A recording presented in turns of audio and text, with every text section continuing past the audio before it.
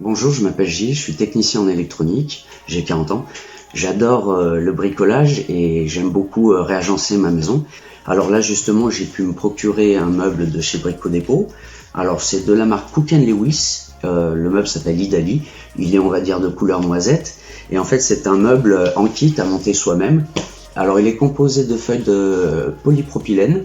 Alors avec un effet noyer, les poignées sont en aluminium noir mat et je pense que ça va être plutôt joli. On a donc tous les éléments beige qui correspondent à la fabrication des deux tiroirs. On a les glissières des deux tiroirs, bien sûr la notice d'emploi qui résume en 26 étapes la fabrication du meuble. Il est quand même conseillé de lire les précautions de sécurité avant d'assembler le meuble. On a les deux flancs des meubles avec 4 traverses qui permettront de bien rigidifier le meuble. On a les deux poignées des tiroirs, les deux façades des tiroirs, un gabarit de perçage qui permettra de faire les trous sur le mur, avec de la quincaillerie qui permettra la liaison entre le meuble et le mur, de la quincaillerie qui permettra d'assembler les tiroirs et d'assembler le meuble dans son ensemble. La notice est réellement simple à utiliser.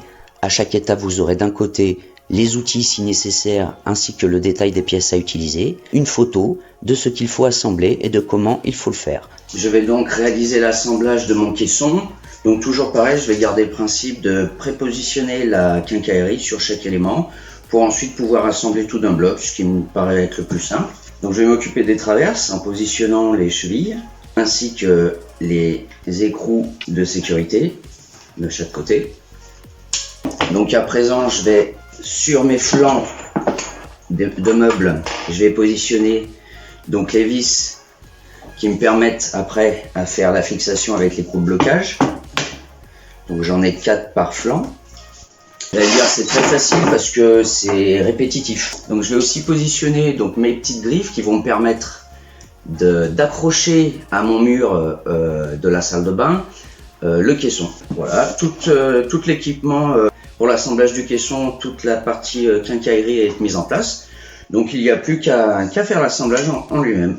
À présent, je vais m'occuper de la fabrication des tiroirs. J'ai regroupé chaque élément du grand tiroir. Je vais commencer par celui-ci. Pour moi, ce sera le tiroir du bas. Donc il y aura la poignée, le bas du tiroir, les deux flancs, l'arrière du tiroir et la façade. J'ai donc finalisé l'assemblage de mes deux tiroirs.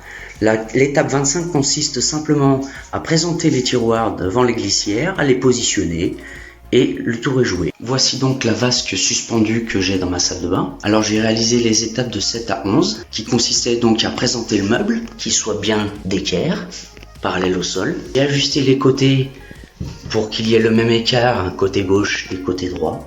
J'ai réalisé le perçage de la faïence. J'ai ensuite ajusté les fixations jaunes. Donc pour la mise en place des tiroirs, c'est très simple, je vais déjà faire avec le tiroir du bas.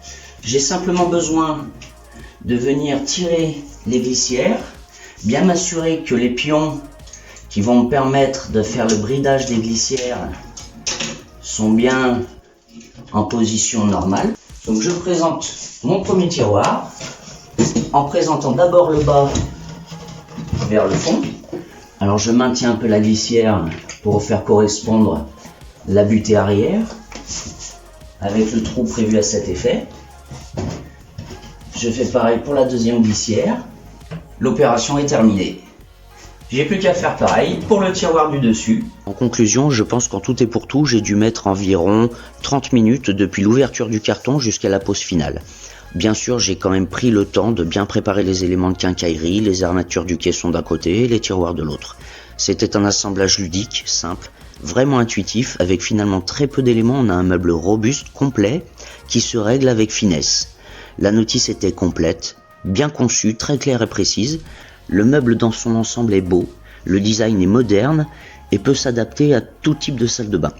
Ce meuble suspendu est solide et s'adapte même quand il y a de la plomberie existante. Il est fonctionnel, j'ai vraiment un joli gain de place dans ma salle de bain. Il est très élégant et harmonieux. Je vous conseille vivement